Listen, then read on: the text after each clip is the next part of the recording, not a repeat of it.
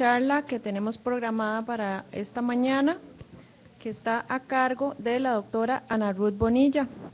La doctora Ana Ruth Bonilla actualmente es colaboradora del CITA. Ella cuenta con un doctorado en química de alimentos y ha trabajado por más de 15 años realizando investigaciones sobre los efectos beneficiosos del frijol en la salud. La charla de ella se llama Frijol, alimento de bajo índice glicémico como ingrediente de alimentos funcionales. Bueno, buenos días, tengan todos y todas en esta mañana.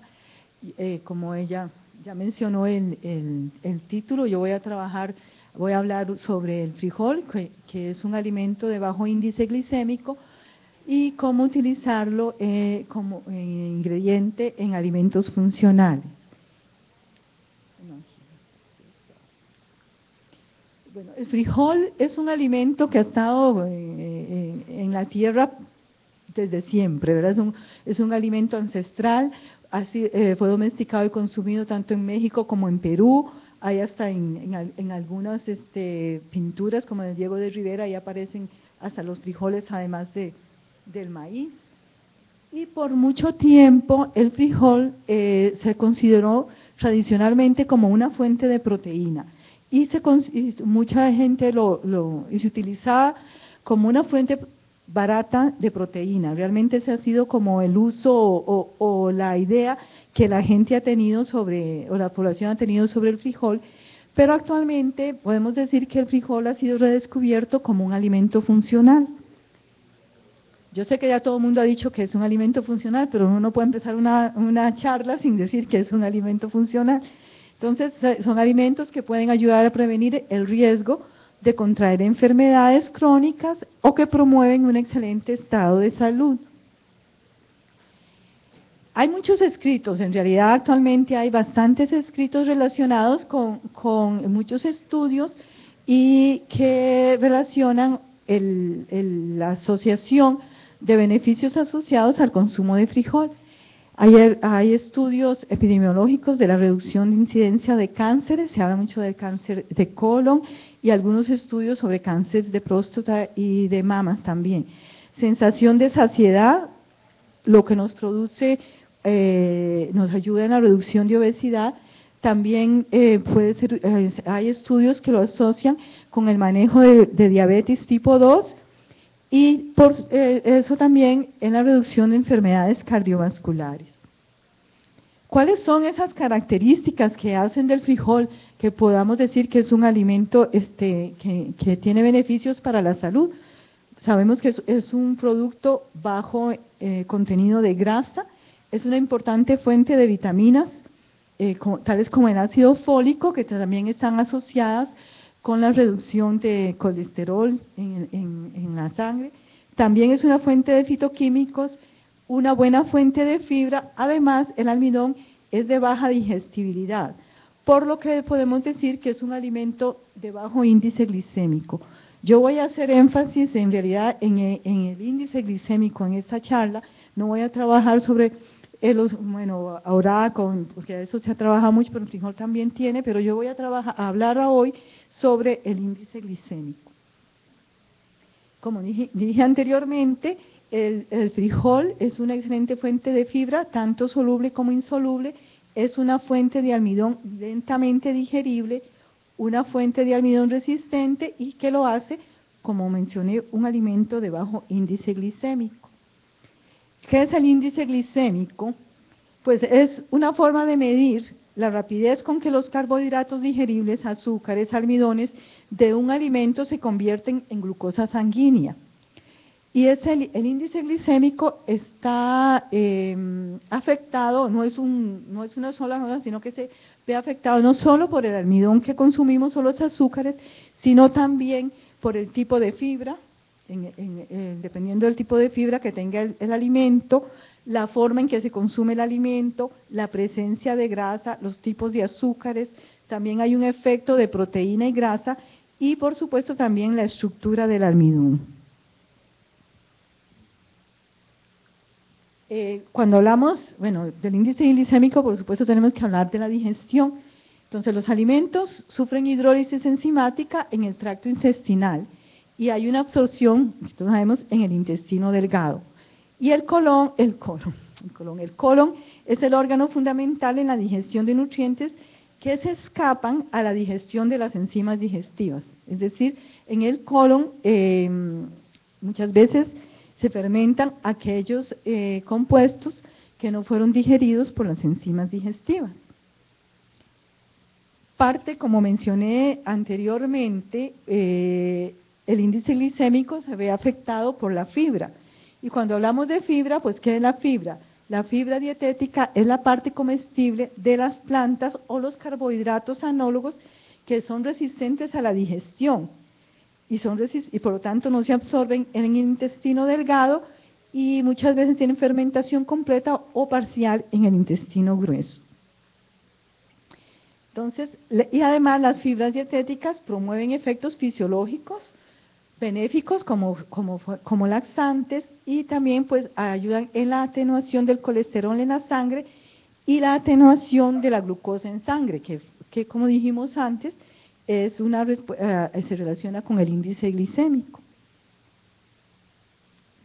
En la Asociación Americana de Químicos de Cereales, en esta definición que presenté anteriormente, la característica principal de las fibras es que es resistente a la digestión y por lo ende no se absorbe en el intestino delgado, reconoce que es fermentada en el intestino grueso e incluye impactos fisiológicos claves que se han demostrado pues, en los últimos 30 años.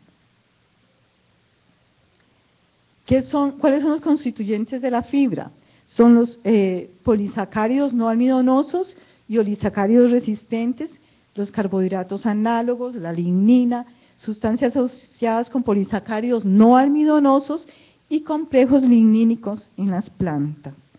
Cuando hablamos de polisacáridos no almidonosos y oligosacáridos resistentes, pues hablamos de la celulosa, la hemicelulosa, los arabinosilanos, arabinogalactulanos, la polifructosa, la ilunina, los oligofructanos, los galacto-oligosacáridos, gomas, mucílagos y pectinas. Están lo que se llaman carbohidratos análogos, que son las dextrinas que son indigeribles o indigestibles, maltodextrinas resistentes, dextrinas, algunos de estos de papas resistentes, compuestos sintetizados de carbohidratos como la polidextrosa, la metilcelulosa, la hidroximetilcelulosa y almidones resistentes o digeribles, vamos a hablar de eso posteriormente. Y otras sustancias que están asociados con los polisacáridos que no son almidonosos y son complejos lignínicos en plantas como son ceras, fitatos, cutinas, saponinas, suberinas, taninos. La fibra dietética, digamos que en los últimos, no sé si en los últimos años, pero bueno, se ha hablado mucho de lo que es la fibra soluble y la fibra insoluble, que más bien ha sido una terminología analítica, que es la fibra soluble y la fibra insoluble se ha presentado porque es la forma de analizar las fibras. Y la insoluble, puede ser la insoluble en agua, principalmente de componentes de la pared celular, como la celulosa, la hemicelulosa y la lignina. La soluble es la que es soluble en agua, que es viscosa, ahí se encuentran los polisacáridos no celulósicos, pectinas, gomas, mucílagos y algunas hemicelulosas. Pero en los últimos años ha habido un debate hablamos de fibras solubles versus insolubles, y en realidad, pues en los estudios y los últimos estudios hablan más de que no se deberían separar, porque en realidad, como también se ha hablado mucho, no es tener compuestos separados, sino la interrelación que existe en los alimentos, que más que la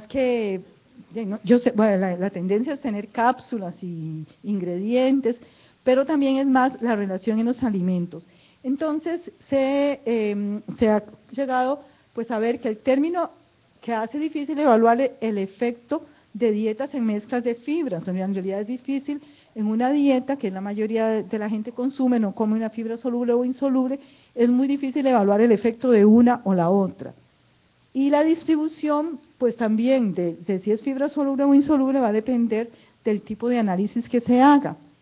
Entonces, el panel de la Academia Nacional de Ciencias de Estados Unidos recomienda en el 2002 que en realidad se debería empezar a eliminar el término soluble versus insoluble y reemplazarlo por el efecto fisiológico de la fibra total, más que la separación, debido a que eso es lo que en realidad consumimos nosotros, una fibra total. Entonces, al hablar de la fibra como tal, ya no soluble e insoluble, y aquí se mezclan, es que aumenta la velocidad del paso por el tracto digestivo, lo que ofrece un efecto laxativo. Aumenta la masa fecal, disminuye la velocidad de absorción de glucosa, que es importante cuando hablamos del índice glicémico, mejora la función inmune, baja los niveles del colesterol sérico y además es fermentada en el colon. Cuando hay fermentación colónica de la fibra, eso ayuda al mantenimiento y desarrollo de la flora bacteriana y se producen los compuestos que están asociados en la prevención del cáncer de colon, ¿verdad? Que para algunos pues, pueden ser, digamos, molestos muchas veces cuando hay la fermentación. Entre esos hablamos cuando comemos frijoles, que a mucha gente le molesta la fermentación en el colon porque nos produce flatulencia, pero aparentemente eso nos ayuda a la prevención del cáncer de colon. Aquí vamos a retomar los frijoles. Los frijoles, hay estudios que demuestran, bastantes estudios, que demuestran que los frijoles son una buena fuente de fibra dietaria y que 4 gramos de fibra diaria en una taza de frijol, todavía basándonos en la definición que se ha venido manejando, son, dependiendo del tipo de frijol que se consuma, pues están entre 13.4 y 22% de insoluble y entre 3 y 8 de soluble. Ahora, también es importante para continuar, como hablábamos, cuáles son los otros factores que están asociados al índice glicémico. Y están los carbohidratos glicémicos, o sea, los que producen azúcar, que son azúcares libres y el almidón, y los carbohidratos no glicémicos, que son aquellos carbohidratos no almidonosos, que es la fibra dietaria y también el almidón resistente, que no va a producir glucosa sanguínea. Retomemos la definición de índice glicémico, que eso, bueno, y pues hablando que las diferencias en la velocidad de incorporación de glucosa al torrente sanguíneo determinan la respuesta glicémica e insulémica que sigue después de la ingesta de un alimento, y eso hace que hayan diferencias en el índice glicémico. Y hablamos de alimentos de alto índice glicémico y alimentos de índice glicémico bajo, es lo que en este momento, bueno, se habla de este tipo de alimentos. Se habla mucho de que el consumo de alimentos de índice glicémico alto por periodos largos puede producir o inducir hiperinsulemia, resistencia a la insulina y diabetes tipo 2. ¿Qué es lo que eso está relacionado con la saciedad y la obesidad también? Comer alimentos de alto índice glicémico hace que se desee comer más a menudo. O sea, que cuando comemos un alimento de alto índice glicémico sentimos hambre más rápidamente. Y se seleccionen alimentos con índices glicémicos altos. Esa es la tendencia. Cuando uno consume alimentos de alto índice glicémico, tiene la tendencia a comer más seguido y buscar siempre alimentos de ese tipo. ¿A qué se debe eso? Se debe a que este es un esquema que he presentado ya hace bastante tiempo, en que nos muestra qué es lo que sucede con un alimento de alto índice glicémico y un alimento de bajo índice glicémico en la absorción. Cuando tenemos un alimento de alto índice glicémico, rápidamente la glucosa llega al torrente sanguíneo, mientras que en un alimento de bajo índice glicémico va más lentamente al torrente sanguíneo. Aquí podemos ver digamos, un esquema que ha sido presentado, es que cuando uno consume un alimento de alto índice glicémico, lo que pasa es que rápidamente, perdón.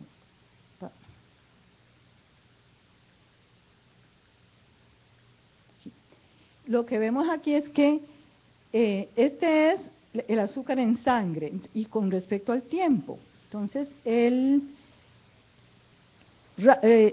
azúcar en la sangre sube, aquí no nos da hambre, pero rápidamente desaparece del torrente sanguíneo y nos vuelve a dar hambre. Aquí nos dan ganas de volver a comer, volvemos a hacer lo mismo y nos vuelve a dar hambre.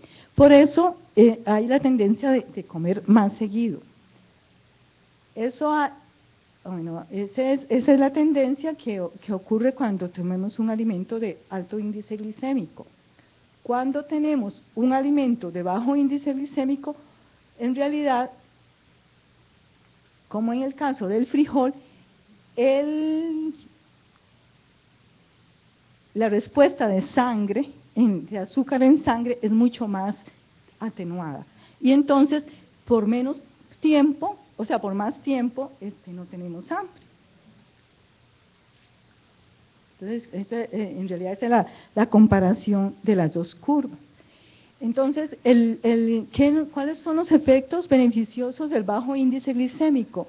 Bueno, hay beneficios metabólicos con relación a la diabetes, enfermedades coronarias y cáncer de colon. Y alimentos, como mencioné antes, son lentamente absorbidos en el intestino delgado. La diabetes está asociada con posteriores enfermedades. Dicen, hay bastantes estudios que dicen que hay alteraciones favorables en glucosa y lípido sanguíneo, ocurre cuando se consumen alimentos de bajo índice glicémico, y que dietas con alto índice glicémico aumentan el riesgo de diabetes en hombres y mujeres.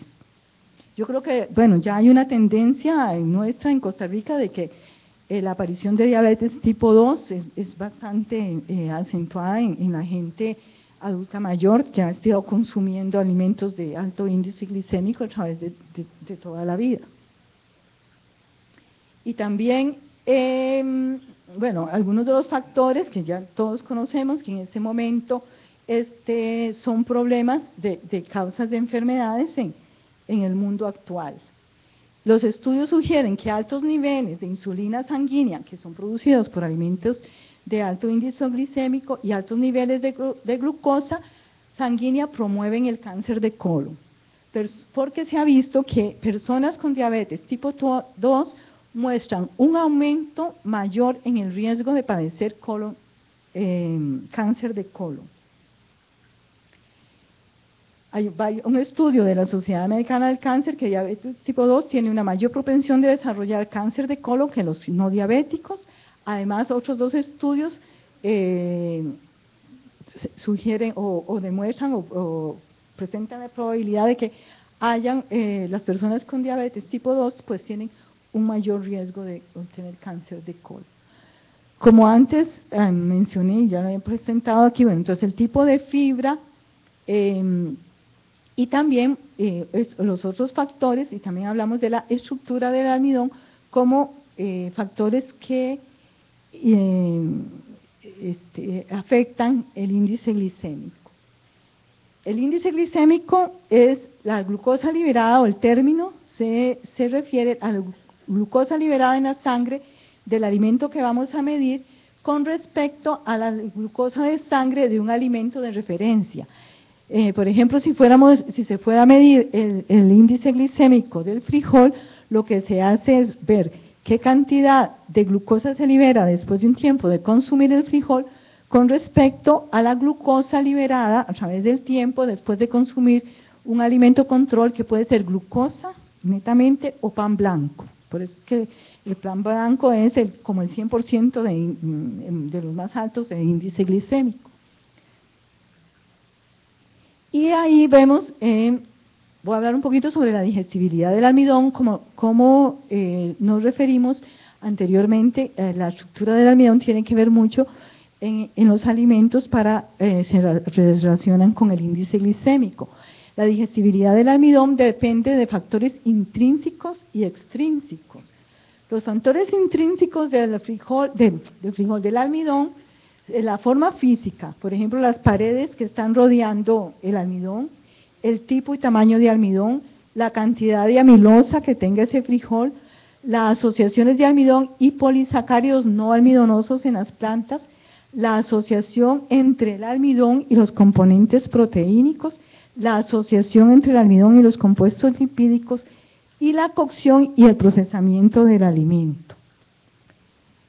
Los factores extrínsecos relacionados con el índice glicémico o la digestibilidad del almidón es el tiempo de masticación del alimento, el tiempo de tránsito del alimento de la boca hacia el intestino, la concentración de amilasa en el intestino, la presencia de otros componentes que puedan retrasar la hidrólisis enzimática, como los inhibidores de alfaminasa, que en algunos alimentos tienen. Ahora, ¿cómo se ve afectada la velocidad de la digestión del almidón?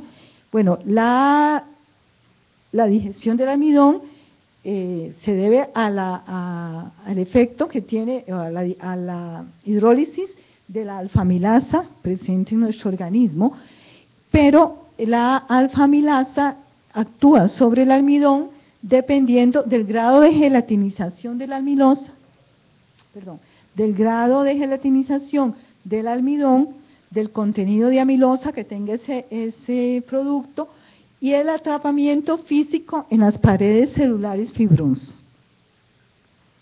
El índice glicémico, hay varias formas de determinar el índice glicémico y se puede hacer una determinación in vivo, que es con personas y midiéndole la producción de glucosa sanguínea, o in vitro, que es el índice de hidrólisis, y existe, ya se ha demostrado una estrecha relación entre estos dos análisis. Además, otra forma o otra manera de indicar el índice glicémico son las fracciones de la digestión del almidón. Bueno, aquí es cómo se mide el índice glicémico, se le da a una persona una porción de carbohidrato y se va midiendo la producción de glucosa sanguínea a intervalos de tiempo, se calcula el área bajo la curva y se compara con algún alimento de referencia que, como antes les mencionaba, era el pan blanco o glucosa. En el índice de hidrólisis, que es otra forma de analizarlo, pues también se usa la muestra, se agregan enzimas pancreáticas y proteasas, y amilasas y proteasas, se colocan en un tubo de diálisis y también pues se va midiendo la producción de glucosa a través del tiempo, se grafica el porcentaje de hidrólisis versus el tiempo y se compara con un alimento control. El índice glicémico se relaciona con el índice de hidrólisis a través de una fórmula pues ya establecida por los estudios realizados. Ahora, ¿cuáles son los parámetros relacionados con el índice glicémico? Y en realidad, estos son lo que cuando hablamos del almidón, es que el almidón, bueno, hay muchas formas de caracterizar el almidón y desde el punto de vista tecnológico, pero en cuanto al asunto fisiológico y de digestión, hablamos en realidad de tres tipos de almidón, que es el almidón lentamente digerible, el rápidamente digerible, el lentamente digerible y aquel almidón que del todo no es digerible o almidón resistente. Hay suficiente evidencia en varios estudios que demuestran que hay una relación entre el índice glicémico y el almidón rápidamente digerible, el lentamente digerible y el resistente. Aquellos productos que tienen alimentos que son de rápida digestibilidad, pues son un alimento de índice glicémico alto. Los almidones que son lentamente digeribles producen un índice glicémico bajo.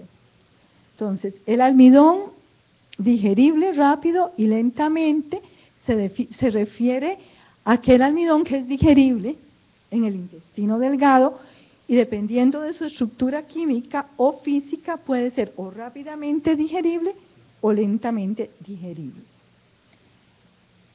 ¿Cuál es el rápidamente digerible? Consiste principalmente de almidón amorfo y disperso y se encuentra en grandes cantidades en alimentos almidonosos sometidos a calor húmedo. Tiene que ver mucho no solo el calor, sino la humedad, la presencia de la humedad, porque nos ayuda en la gelatinización.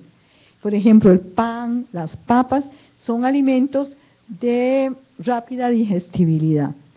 Y este almidón de rápida digestibilidad es aquella, bueno, en la forma de analizarlo, en el laboratorio es cuando es aquel almidón que ha sido convertido en glucosa a los 20 minutos de la digestión enzimática. El rápidamente digerible son aquellos almidones también que tienen un alto contenido de amilopectina, que la amilopectina es más rápidamente digerible que la amilosa por tener muchos puntos donde puede ser hidrolizado la enzima, el almidón. Y la amilopectina es lo que estaba diciendo, la pectina es una molécula más grande y con mayor superficie para la digestión enzimática. La gelatinización es un factor muy importante en el índice glicémico, porque aquellos alimentos que han sido gelatinizados son más fácilmente, pueden ser hidrolizados por las enzimas que aquellos alimentos que no han sido gelatinizados. El almidón nativo es más, digamos, el almidón nativo es mucho menos susceptible a la hidrólisis enzimática. Por eso, por ejemplo, si uno se comiera un ejemplo que es común es verlo en bananos o plátanos, que es crudo. Cuando está crudo se le puede considerar un alimento de bajo índice glicémico, porque si usted se come un plátano crudo, pues dura un gran tiempo para digerirlo, porque la enzima, y hay mucho almidón resistente ahí, porque las enzimas no lo pueden hidrolizar. Una vez cocinado, definitivamente es muchísimo más rápidamente digerible, porque ya el almidón está gelatinizado. En altas, lo que estaba diciendo, y la temperatura de gelatinización va a determinar también, pues, del tamaño del gránulo y del contenido de amilosa. El almidón lentamente digerible es aquel alimento que es físicamente inaccesible, más difícil para las enzimas hidrolizarlo, y en ellos se encuentran los alimentos nativos tipo A y C, que son, bueno, es una forma de clasificación también de los almidones, y también el tipo B, que ha sido retrogradado, y se mide químicamente como el almidón convertido a glucosa después de 120 minutos de digestión enzimática. Ese es el alimento que se llama el almidón lentamente digerible. Luego venimos y vemos qué es el almidón resistente. El almidón resistente se define como aquel almidón que no es absorbido del todo en el intestino delgado. Eso es porque realmente las enzimas digestivas no lograron hidrolizarlo. Es el almidón que no ha sido digerido después de 120 minutos de una digestión enzimática. Y bueno, el almidón total pues viene a ser el almidón rápidamente digestible, lentamente digestible y el resistente. El almidón resistente también hay de diferentes tipos. Hay aquellos que están protegidos físicamente, son aquellos en granos en cereales enteros o parcialmente molidos, como en las leguminosas, que en realidad la estructura celular hace que el almidón esté rodeado de estructuras que no permiten que las enzimas lo puedan hidrolizar. Luego están los gránulos sin gelatinizar, que son como las papas, los bananos, las leguminosas, pero eso sería todo crudo, ¿verdad? Y el almidón retrogradado, como papas cocinadas, enfriadas, o pan, hojuelas de maíz, o los químicamente modificados, que ya son los almidones que han sido modificados. La determinación de las fracciones de almidón se hacen determinando la glucosa libre, luego se hace la hidrólisis del almidón y finalmente pues está en la determinación de las diferentes fracciones. Un índice glicémico bajo se logra cuando hay menos procesamiento, cuando hay una relación amilosa-amilopectina alta, cuando hay un alto cantidad o concentración de fibra viscosa, células fibrosas intactas, como en el caso de las leguminosas, bajo grado de gelatinización y también cuando hay una alta concentración de grasa y proteína, hace pues que los índices glicémicos sean más bajos. Que hay una tabla internacional del índice glicémico. Como podemos ver, la glucosa es el 100% que se determina como un alimento de alto índice glicémico. Después están algunos alimentos, aún por ejemplo las zanahorias, también sobre todo las zanahorias que han sido cocinadas, ya en la disponibilidad del azúcar es muy rápida, el arroz blanco, las papas, y aquí vemos que por ejemplo los frijoles se encuentran entre los alimentos de más bajo índice glicémico, y la fructosa también. Aquí es solo un ejemplo de cómo los frijoles viene a ser uno de los alimentos de un bajo índice glicémico comparado con los otros alimentos, en este caso cereales, bananos y avena. Aquí tenemos una relación entre la digestibilidad in vitro del almidón de varios alimentos y las relaciones que se relacionándose con el índice glicémico, y vemos que la harina blanca tiene un 38% de almidón rápidamente digerible, un 59% de almidón lentamente digerible, que se invierten al hacer el pan blanco, porque ya aquí hay gelatinización, ¿verdad? Entonces, al haber una gelatinización, a pesar de que el almidón rápidamente digerible en la harina, si la comiéramos cruda, sería un 38, o sea, bajo almidón rápidamente digerible, pero en pan blanco ya sube mucho. En pan integral también el almidón rápidamente digerible es alto, y pero vemos que es más alto el lentamente digerible, bueno, y el almidón resistente sigue siendo parecido. Los espaguetis es un proceso en el que hay más almidón resistente debido a la retrogradación que ocurre en el proceso. Y los frijoles recién cocinados vemos, bueno, que el almidón rápidamente digerible es un 37%, es mayor la cantidad de almidón lentamente digerible y también tiene una cantidad considerable pues de almidón resistente. Aquí vamos a entrar a hablar un poco sobre los productos desarrollados y cómo el frijol se puede utilizar como ingrediente. Y vamos a, pues como dije al inicio, el frijol es un alimento básico en la dieta de los humanos y altamente aceptable, a pesar de que en algunos estudios que se hizo hace, bueno, como más o menos 10 años, en conjunto con la Escuela de Nutrición, en la UCR vimos que el consumo, no es que no se consuma, pero sí disminuyó el consumo de frijoles. ¿Y a qué se debe esa disminución en el consumo? Bueno, muchas veces al estilo de vida, la gente no quiere durar mucho tiempo cocinando, eso relacionados con los tipos de cocción y nuevos productos en el mercado. Entonces ya no era sofisticado comer frijoles, la gente quiere comer otras cosas que no sean, ese es como el alimento toda la vida, y si hacemos una fiesta no llevemos frijoles, ¿verdad? Pero entonces, ahí es donde está. Entonces empezó a tratar, a pensar en nuevos productos disponibles para el consumidor a base de frijol, y en realidad pocos existen en el mercado.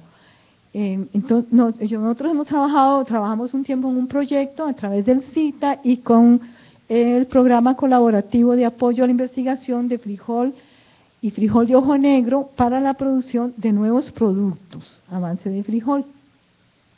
Se trabajó básicamente algunos de los productos trabajados fueron hojuelas de frijol y arroz, que nosotros le llamamos pinto chips, quequitos de bajos en grasa, galletas de frijol y trigo, y además pastas de frijol y semolina. Las hojuelas de frijol fueron horneadas y tienen una relación de frijol, de arroz y frijoles al 50%. Y aquí vemos que algunos de los análisis que hicimos de estas hojuelas es que estas hojuelas tenían una 8% de almidón resistente, tienen una cantidad de almidón lentamente digerible y almidón rápidamente digerible se encontraba en menos cantidad que la lentamente digerible, además de tener una cantidad considerable de fibra dietaria. Nosotros aquí lo comparamos con algunos hojuelas o snacks en el mercado y vemos, bueno, en cuanto a grasa es muchísimo más bajo también, y fibra dietaria pues también vemos que es mucho más alta. No hicimos comparaciones, eso fue basado en las etiquetas, entonces no fue que nosotros las analizamos, por lo tanto no analizamos yo creo que tal vez es importante mencionar que el almidón lentamente digerible es muy importante porque ese es el almidón que nos hace sentirnos llenos por mucho tiempo, porque uno va, no es que no tenga almidón el producto, no es que las dietas no tengan almidón, sino que el almidón sea lentamente digerible de manera que nos permita que poco a poco la glucosa se libere a la sangre, de manera que, como el dibujillo que presenté al principio, de que vaya llegando lentamente, ese tiempo que se va liberando la glucosa sanguínea es la que nos hace sentirnos llenos sin necesidad de comer inmediatamente. También hicimos, bueno, eso dijimos, es bajo, entonces esas hojuelas son de bajo contenido de grasa, alto contenido de fibra. También se analizó el ácido fólico, que tenía una buena proporción de ácido fólico.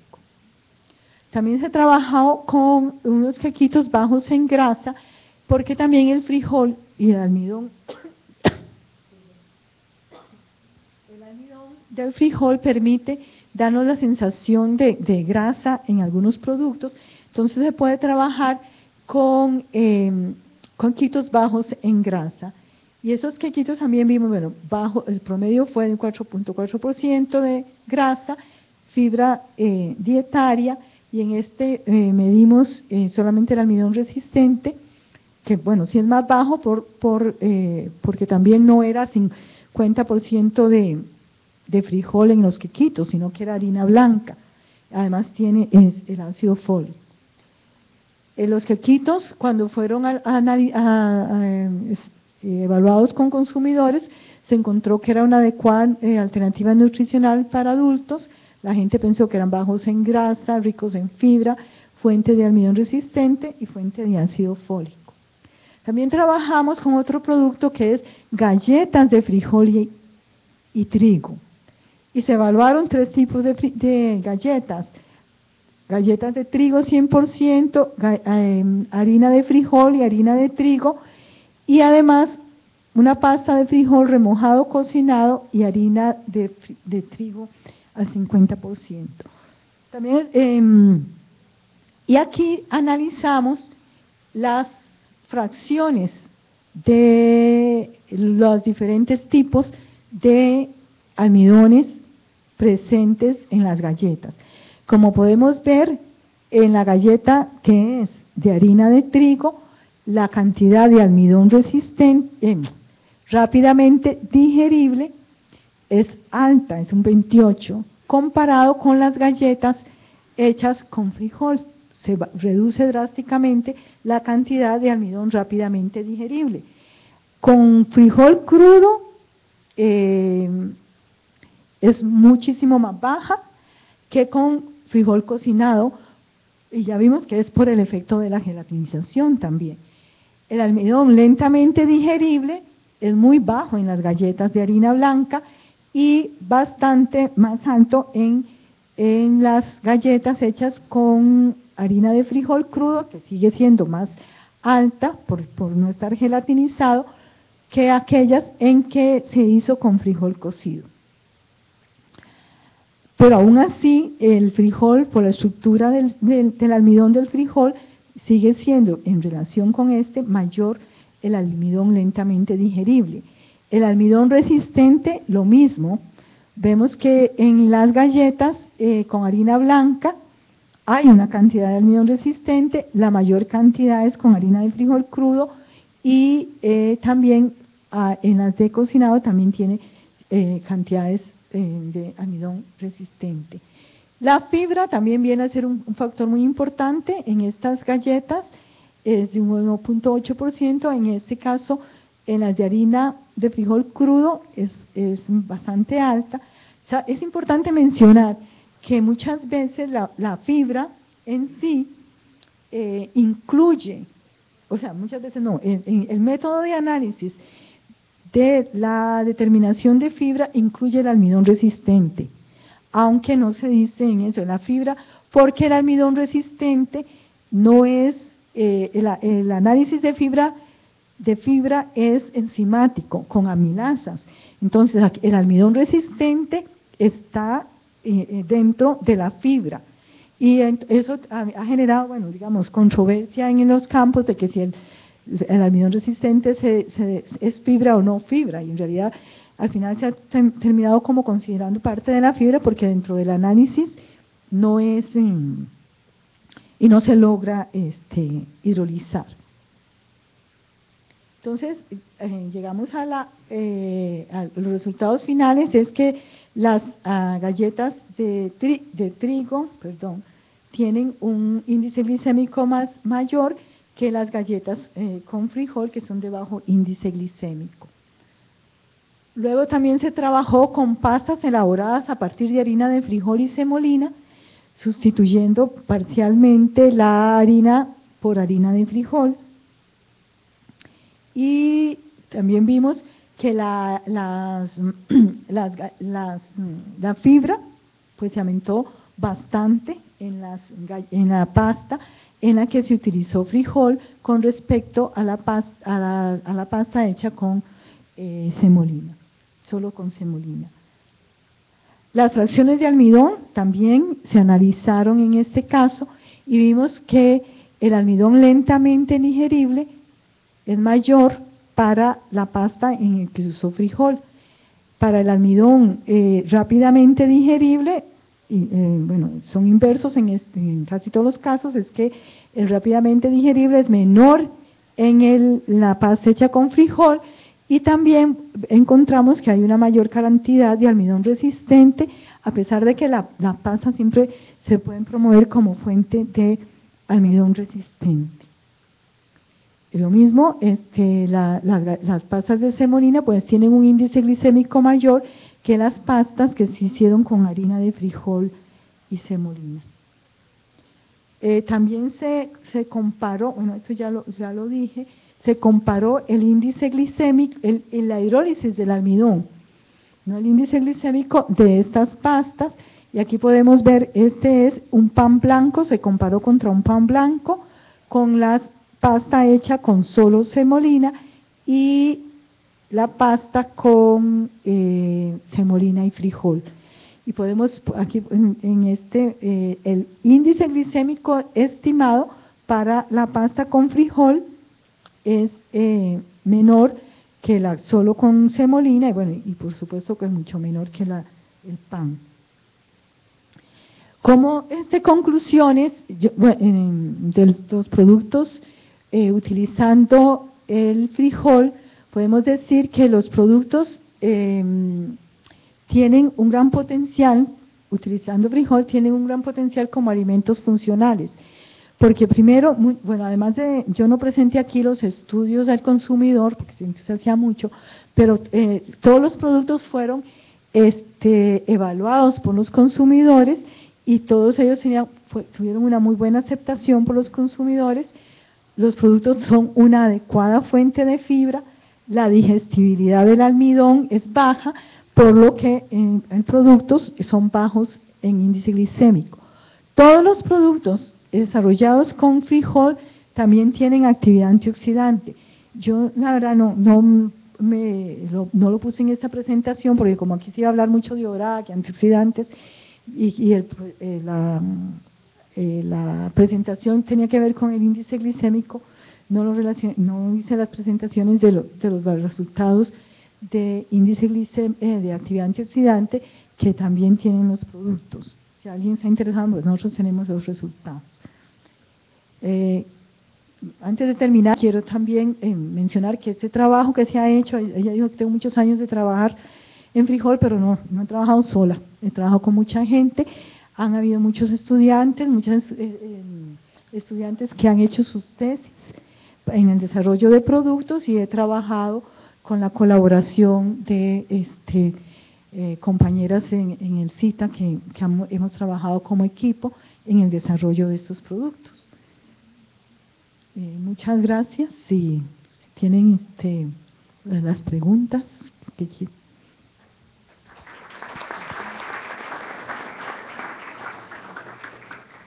Tenemos espacio para un par de preguntas.